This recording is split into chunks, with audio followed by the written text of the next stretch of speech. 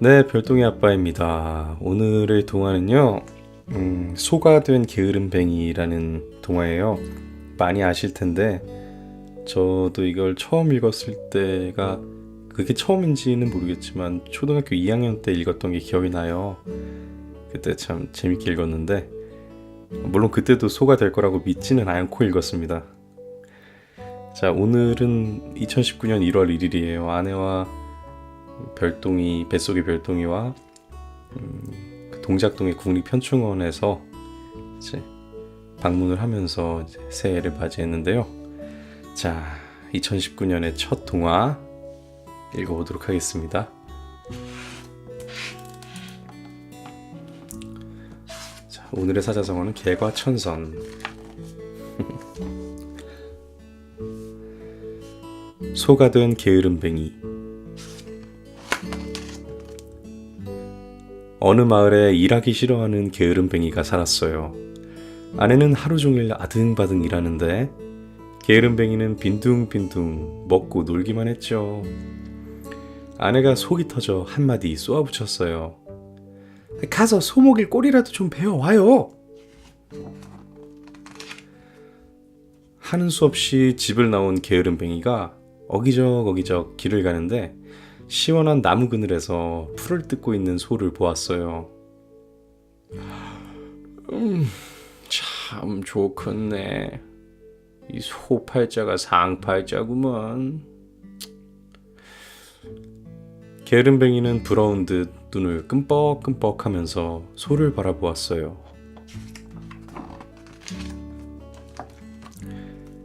그때 한 노인이 다가왔어요. 여보게, 젊은이, 소가 되고 싶은가?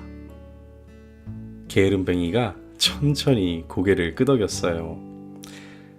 그러자 노인은 게으름뱅이를 산속 작은 오두막으로 데려갔죠. 마음에 드는 탈을 골라 쓰게. 자, 여기 작은 오두막에는 나무를 작업하는 작업대가 하나 있고 나무를 깎아 만든 여러 가지 탈이 있어요. 다 동물이에요. 대충 보이는데 원숭이, 양, 다람쥐, 소, 개, 말, 닭, 뱀도 있네요. 용도 있어. 우와, 토끼도 있고. 하나같이 정말 잘 만들었다. 뭘 썼을까요? 우린 다 알겠죠? 게으름뱅이는 소탈을 홀랑 뒤집어 썼어요. 그러자 탈이 얼굴에 찰싹 붙더니 머리에 소뿔이 불뚝불뚝, 온몸에 소털이 수북수북, 궁둥이에 소꼬리가 쑥, 입에서 나오는 소리는 게으름뱅이는 순식간에 소가 되고 말았어요. 노인은 태연하게 고삐를 잡더니 장터로 갔어요.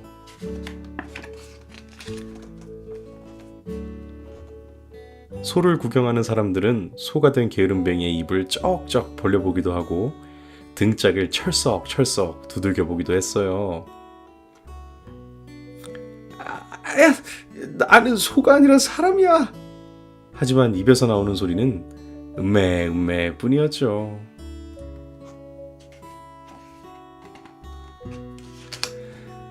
해질 무렵 소가 된 게으름뱅이는 한 농부에게 팔렸어요.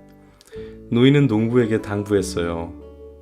이 소에게 절대 물을 먹이지 마시오. 이 물을 먹이면 큰일이 난다오. 농부의 집에 끌려온 소는 쉴 새 없이 일만 했어요. 아이고 힘들어. 나는 소가 아니오. 소가 된 게으름뱅이가 소리쳤지만 들리는 것은 소리뿐이었죠. 소가 된 게으름뱅이는 컴컴한 밤이 되어서야 외양간에 들어와 쉴 수 있었어요. 팔다리 마디마디가 끊어질 듯 아프고 콧뚜레를 꿰는 코도 얼얼했어요. 나는 소가 아니라고. 하지만 입에서는 소리만 나왔어요. 소가 된 게으름뱅이는 매일매일 울다 지쳐 잠이 들었어요. 새벽이 밝아오자 농부가 소리쳤어요. 이놈의 소가 왜 이리 게으른 게야? 어여 일어나가라. 하지만 게으름뱅이는 몸이 아파 일어날 수가 없었어요. 나는 소가 아니오. 하지만 입에서는 음메 소리뿐이었죠. 농부는 소의 배를 툭툭 치며 밭으로 끌고 나갔어요. 마침 무밭을 지날 때였어요. 소가 된 게으름뱅이는 문득 노인의 말이 떠올랐어요. 물을 먹고 큰일이 생겨도 지금보다는 나을 거야. 소는 있는 힘껏 무밭으로 달려갔어요. 그리고 물을 뽑아 우적우적 먹어댔죠. 정말 필사적으로 물을 먹는 표정이에요. 그러자 궁둥이에 난 소꼬리가 쏙 빠지고 온몸에 난 소털이 싹 사라지고 머리에 난 소뿔이 스르르 사라지더니 얼굴에 쓴 소탈이 툭 떨어져 대구르르 굴러갔어요. 비로소 사람이 된 게으름뱅이가 농부에게 소리쳤어요. 나는 소가 아니란 말이오.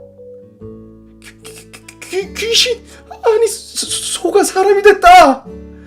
농부는 기겁하여 도망쳤어요. 게으름뱅이는 곧장 집으로 돌아갔어요.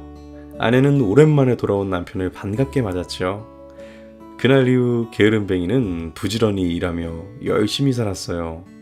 참, 이젠 게으름뱅이라고 하면 안 되는데 뭐라 불러야 할까요? 자, 이야기가 이렇게 끝이 났습니다.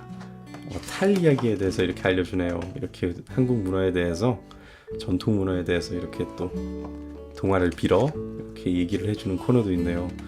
이건 나중에 시간이 되면 봐야겠다. 자, 제가 예전에 봤을 때는요, 노인이 그냥 보통 노인으로 나오는데 저는 스님이었던 걸로 기억을 해요. 어떤 스님이 탈을 주면서 그 집에 데려가서 다른 동물의 탈이 이렇게 많지도 않았고 소탈을 주면서 그냥 이렇게 써보게 하는데 물을 먹고 다시 되돌아오는 건 똑같아요. 근데 아무래도 이제 또 동심을 잃은 어른의 시점을 또 하나 얘기해 보자면 지금은 그게 생각이 나네요. 저 농부는 분명 장터에서 소를 샀는데 이 돈 주고 산 소가 다시 사람으로 되어버렸으니 그 소값이 보통이 아니었을 텐데 저 농부의 억울함은 어떡하나요? 참 이게 안 됐는데. 자, 아무래도 이제 게으르게 살고 또 소의 처지를 제대로 이해하지도 못하면서 무책임하게 이제 소를 부러워했던 농부에게 벌로서 교훈을 주는 내용이죠. 자, 나중에 이제 아이가 게으를 때 보통 옛날에 그랬어요. 저도 이제 게으르면 소가 된다고 이렇게 겁을 주듯이 얘기를 해주셨었는데 별똥이에게는 어떻게 얘기를 해야 될지 마냥 이렇게 동화로 겁을 주는 것도 별로 그렇게 좋은 생각은 아닌 것 같아요. 근데 이런 얘기를 해주면서 자, 이 사람은 소가 됐대. 근데 별똥이도 소가 되면 안 되니까 너무 게으르면 안 되겠지, 이런 얘기는 해야겠죠. 아니면은 뭐 요즘에는 소를 잘 볼 일도 없으니까 저 같은 경우는 이제 외가에 소가 많아요. 소를 키우기 때문에. 근데 이제 소를 보여줄 수 없는 분들은 이 소 같은 동물은 동물원에도 없잖아요, 사실. 그리고 우리 전통사회에서 이 동화에서처럼 일을 하는 소는 더더욱 보기 힘드니까. 저도 마찬가지죠. 축사에서 키우는 소가 일을 하는 소는 아니니까. 그래서 그런 건 영상이나 만화, 영화 같은 걸로 보여줘야 될 것 같은데 아무래도 참 전래동화로 이렇게 아이에게 얘기를 해주기에는 세상이 참 많이 변했다는 생각을 합니다. 네, 참 재미있는 동화였어요. 이렇게 개과천선이라는 말이 딱 어울리는. 자, 오늘 24번째 그리고 2019년의 첫 번째 동화 소가 된 게으름뱅이였습니다. 별똥이 아빠 채널은 일단 우리 별똥이가 태어나는 4월 25일이 예정일이거든요. 근데 그 전까지 아마 조리원에 미리 들어가긴 하니까 그 직전까지는 계속 할 거예요. 그리고 별똥이가 태어나도 그래도 아내가 이제 이걸 들으면서 자는 게 좀 습관화가 되었기 때문에 꾸준히 할 생각입니다. 그러니까 이렇게 아빠가 읽어줄 여건이 안 되시는 분들이나 아니면 동화를 들으면서 잠이 드시는 분들은 계속 다양한 동화를 읽을 수 있게, 들을 수 있게 그렇게 운영을 할 생각입니다. 자, 오늘 감사합니다. 24번째 동화 소가 된 게으름뱅이였습니다.